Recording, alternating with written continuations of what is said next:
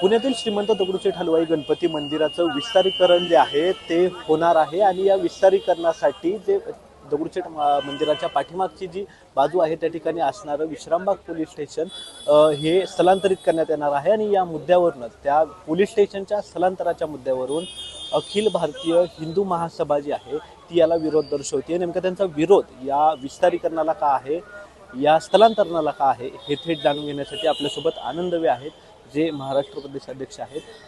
काय सांगाल, एकंदरीत तुमचा जो विरोध आहे तो या स्थलांतराला आहे की विस्तारीकरणाला? नाही, आमचं म्हणणे छोटं विस्तारीकरण नको, अतिभव्य विस्तारीकरण व्हावं. त्यासाठी अतिशय मोठ्या अतिशय चांगल्या जागेत जावं. विस्तारीकरणाचा कसा विरोध करू शकेल कोणी? तीच आमची भूमिका आहे. पण ती करत असताना पोलीस चौकी घेतली तर पुन्हा 10 वर्षांनी तेच होणार आहे. त्यापेक्षा मोठ्या जागेत मोठं विस्तारीकरण करावं अशी आमची भूमिका आहे. आणि ते करत असताना पोलीस स्टेशन शिफ्ट करत असताना कुठल्या गरिबाची जागा दाबून त्याच्यावर अन्याय न करता करावं. तुम्ही व्यापाऱ्यांना फसवलं, त्यांची जागा ताब्यात घेतली, त्यांना परत दुकानं देऊ म्हणून सांगितलं, लेखी करार आहे तुमचा आणि व्यापाऱ्यांचा, आणि आता म्हणजे नाही आम्ही ही जागा पोलीस स्टेशनला दिली. गणपतीला सुद्धा आवडणार नाही. किती जागा आहे सर? 22 दुकानदारांचे गाळे आहेत. आणि ही जागा आधी कधी ताब्यात घेण्यात आली? 2010 साली. तेव्हापासून हे जे व्यावसायिक कोर्ट आहेत कचेरी चालू आहेत ना, भांडण चालू आहे. त्यांचा नकाशा त्यांनी महानगरपालिका त्यांना प्लॅन सँक्शन कॉपी दाखवली की हे झालंय सँक्शन म्हणून, आणि आता सांगतात ना ही जागा आम्ही पोलीस स्टेशनला दिली. पण मग याआधी काही सूचना वगैरे पालिकेने? बिलकुल नाही. यांना अंधारात ठेवलंय व्यापाऱ्यांना. माहितीचे अधिकार जेव्हा मागितलं तेव्हा मिळालं. हे स्टेशन सँक्शन प्लॅन कॉपी आहे महानगरपालिकेची. अच्छा, म्हणजे जे शॉप हे त्या ठिकाणी होणार त्यांना दाखवलंय की तुमची इथं दुकानं असतील, हे अशी बिल्डिंग असेल, अशी जिने असतील, सगळं दाखवलंय. आणि आता म्हणतात नाही ही जागा आम्ही पोलीस स्टेशनला दिली. ही जी प्लॅन कॉपी आहे ही कधीची आहे? ही महानगरपालिकेची 2010 सालची. तेव्हापासून आतापर्यंत नाही, काही नाही. अचानक त्यांना कळलं की आम्ही हलवलं, आम्ही आता पोलीस स्टेशन करणार आहे इथं. अच्छा, मग आता नेमकी तुमची काय भूमिका आहे? तुमचं काही पत्रव्यवहार? अन्याय होऊ नका. ती जागा पोलीस स्टेशनसाठी सुरक्षित नाहीये, लोकांसाठी चांगली नाहीये. व्यापाऱ्यांना तिथं जागा द्या आणि पोलीस स्टेशनसाठी दुसरी जागा बघा. जर ही जागा पुरेशी असेल तर दगडूशेठचा भव्य विस्तार दुसरीकडे कुठेतरी व्हावा, ही आमची भूमिका आहे. याआधी दगडूशेठच्या स्थलांतराचा मुद्दा तुम्ही हाताळला होता, हाती घेतला होता, नेमकं काय? नाही, हीच भूमिका आमची की जर स्थलांतरित करता आहात ना तर अतिभव्य जागेत अतिभव्य करावं की ज्याला जगभरातून लोक येतील बघायला. पुण्यातलं नाही, महाराष्ट्रातलं पर्यटन स्थळ ते व्हावं अशी आमची भूमिका आहे.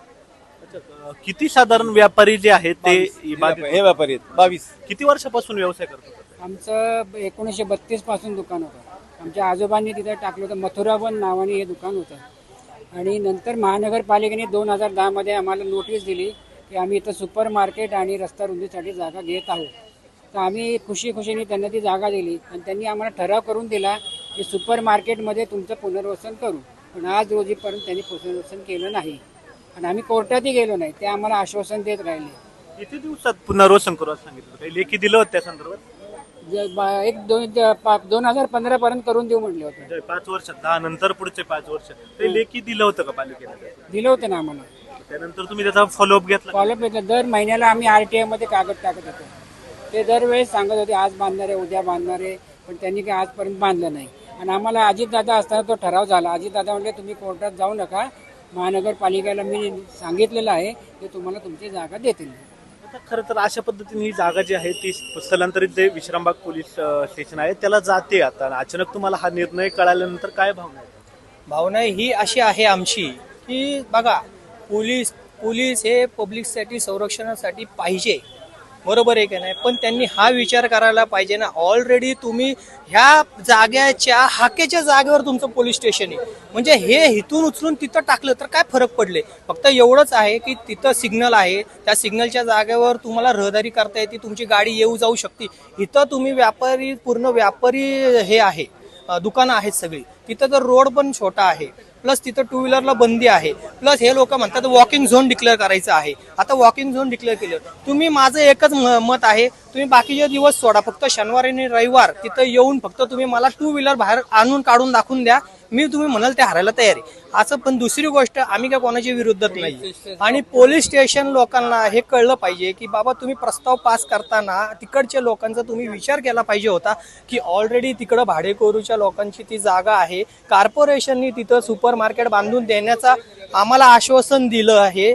आश्वासन लेखी दिले, म्हणजे लेखी दिलं म्हणजे एकतर्फे तुम्ही वचन दिले, म्हणजे आपण काय समजायचं की तुमच्या वचन काय खोटं आहे का? आम्हाला हेच म्हणायचं आहे. पण आता एवढ्या वर्षापासून तुम्ही तिथं हे करताय जाग्याला बाकीचं BOT ह्याच्यावर सॉरी तुम्ही मेट्रोवाल्या खोटं आहे का आम्हाला हेच म्हणायचं आहे. पण आता एवढ्या वर्षापासून तुम्ही तिथं हे करताय जाग्याला बाकीचं BOT ह्याच्यावर सॉरी तुम्ही मेट्रोवाल्यांना तिकडं मंडईच्या जागेला बांधकाम करताना तिकडच्या मंडईच्या दुकानदारांना उचलून तुम्ही आमच्या जागावर तिथं 5 वर्ष 6 वर्ष काही पण तुमचा करार करून तिथं दिलं, त्यांना त्यांचा व्यवसाय करण्यासाठी जागा दिली. मग आमचा विचार का नाही केला?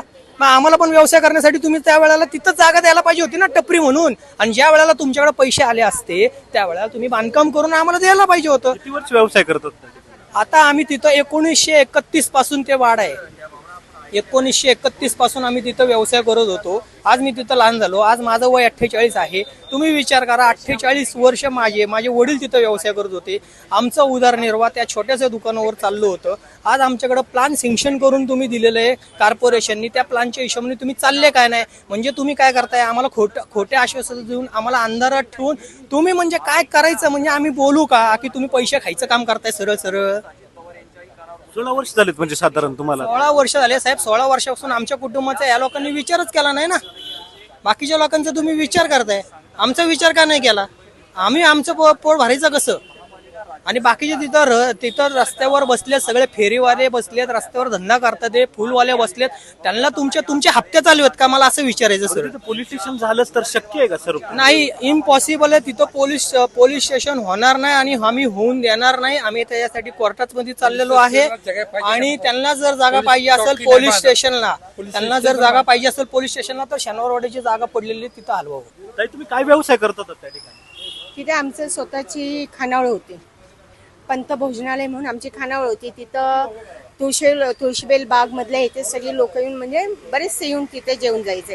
आम्ही लोकांचे पोट भरले. आम्ही स्वतः तिथं काबाड कष्ट केले आणि कॉर्पोरेशन येऊन आमची जागा पाडली आणि सांगितलं की तुम्हाला इथं सुपर मार्केट बांधायचं आहे, तुम्हाला इथे सुपर मार्केट बांधल्यानंतर आम्ही तुम्हाला जागा देऊ. पण त्यातलं काहीच झालं नाही. दर 15 दिवसांनी आम्ही माहिती अधिकाराचा अर्ज म्हणजे फॉर्म भरून वेळोवेळी आम्ही माहिती घेत होतो. फक्त आम्हाला उत्तर देण्यात आलं, या कार्यालयात जा, त्या कार्यालयात जा, पण त्याचा निष्कर्ष काही लागलाच नाही.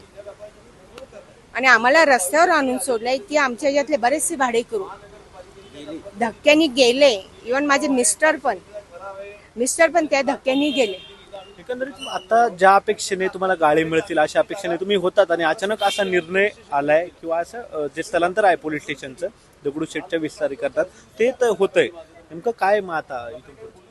आम्हाला तर म्हणायचं आमची जागा आहे केवढी, फरसखाना तिथं बसणार आहे का, सगळ्यात स्पष्ट.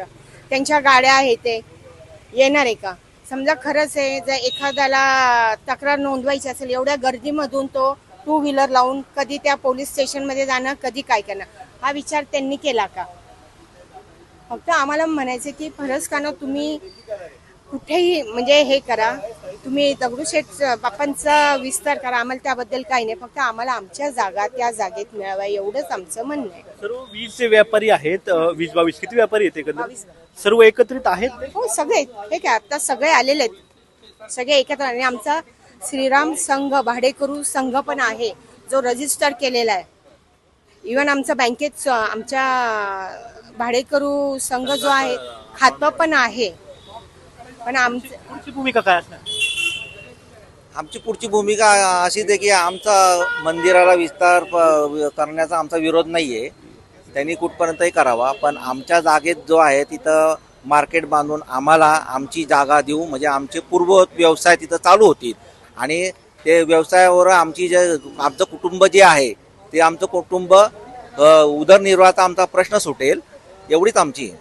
एकंदरीतच जर आपण पाहिलं तर दगडूशेठ हलवाई गणपती मंदिराच्या विस्ताराची जी चर्चा आहे ती 2 वर्षापासून सुरू होती आणि आता याच्यावर प्रत्यक्ष संपूर्ण कामाची जी आहे ती कृती वेगवेगळ्या स्तरांवर सुरू असल्याचं आपल्याला पाहायला मिळत आहे. आणि आता यातील महत्त्वपूर्ण टप्पा असणारा पोलीस स्टेशनचा विस्तार, श्रीमंत दगडूशेठ हलवाई गणपती मंदिराचा विस्तार, पोलीस स्टेशनचं होणारं स्थलांतरण आणि या स्थलांतराला हिंदू महासभेचा असणारा विरोध हा प्रमुख मुद्दा असल्याचं पाहायला मिळतं.